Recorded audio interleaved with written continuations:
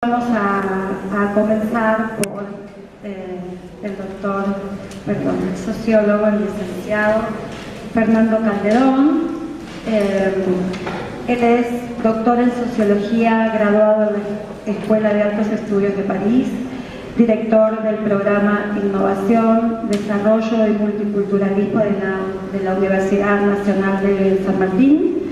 Es exfuncionario de Naciones Unidas, ex secretario ejecutivo de Claxo, ex asesor de la CEPAL, un especialista de reconocido renombre que ha escrito diversos libros sobre democracia, desarrollo y conflicto. Bueno, muy buenas tardes. En primer lugar, me siento muy satisfecho y agradecido por esta invitación de la Asociación Americana de Juristas. Siempre es complicado para un sociólogo conversar con abogados, así que de antemano me excuso, pero voy a tratar de explicar lo que yo considero que son los elementos contextuales más importantes para entender la dinámica y las causas de este problema tan grave que aplica a la Argentina y América Latina sobre la deuda externa. Es que los procesos de producción, transformación, comercialización y acumulación financiera se originan en el rol transversal y estratégico que tiene la ciencia y la tecnología de información de la comunicación. El conjunto de las revoluciones tecnológicas que permitieron salir al capitalismo de la crisis hace 30 años tiene como eje, como elemento referencial fundamental esta lógica internacional. Y tiene además dos características que son muy importantes. Por un lado, es que el capitalismo funciona a nivel global y en tiempo instantáneo. Esa es una de las improntas fundamentales del gran dinamismo de transformación que ha tenido el capitalismo estos últimos 30 años.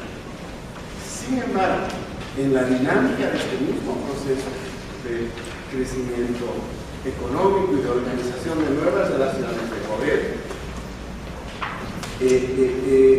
crecientemente toma peso, importancia y poder el capital financiero internacional, que pasa a ser la forma superior de desarrollo de este nuevo tipo de capitalismo. El capital financiero internacional crecientemente subordina la economía real, crecientemente organiza la vida política y cultural del conjunto de la humanidad y pasa a tener un rol fundamental en la globalización, definiendo nuevos campos de conflicto y de poder. La codicia y la malicia, al decir del clásico economista Adam Smith, hacen que se transforme rápidamente, según el juego de intereses, la deuda privada en deuda pública.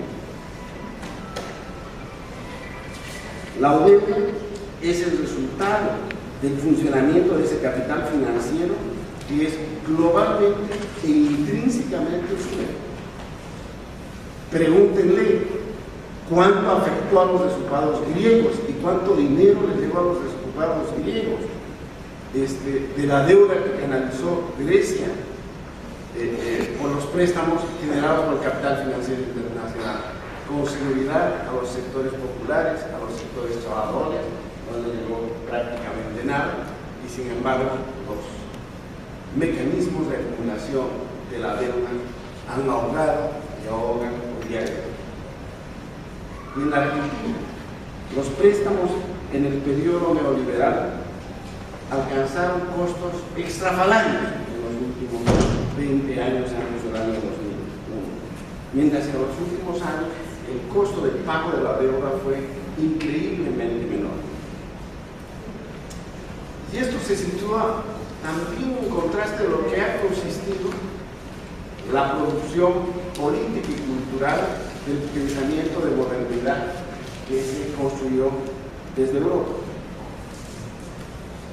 La globalización ya no se basa en una lógica de los derechos, sino ceden lugar a esta lógica de derechos a una lógica de contratos y de negocios. El ciudadano se vuelve cliente o consumidor. El individualismo y la competencia permanente en el mercado laboral. Por lo tanto, el modelo de desarrollo centrado en el individualismo consumista no da. Y otra contracara muy complicada es la crisis de las relaciones multiculturales. El multiculturalismo ha fracasado. La crisis de integración de los costos sociales que tienen que pagar los migrantes, como bien lo señaló el Papa anteayer en Estrasburgo, dan cuenta de la incapacidad de regular la construcción de una democracia donde se acepte la construcción cultural de la diferencia. Entonces, tenemos esta crisis a nivel multidimensional, pero para no hablar de las tremendas limitaciones de convivencia entre la cultura occidental y la cultura oriental. Por lo tanto, lo que estamos viviendo es una crisis con rasgos de crisis civilizatoria. Nuevas formas de pensar y de desarrollar son fundamentales para el futuro, donde la demanda de reconstrucción de un marco jurídico de Estado de Derecho más universal pasa a ser una necesidad fundamental en el futuro. De ahí, para mí, la importancia crucial de este tipo de ejercicios y de demandas de integrar el análisis de transformaciones sociales con la necesidad de cambios institucionales, legales y de derechos como los que estaban buscando. Una última cosa. Esto además ha tenido como contrapartida un reacomodamiento geopolítico del mundo.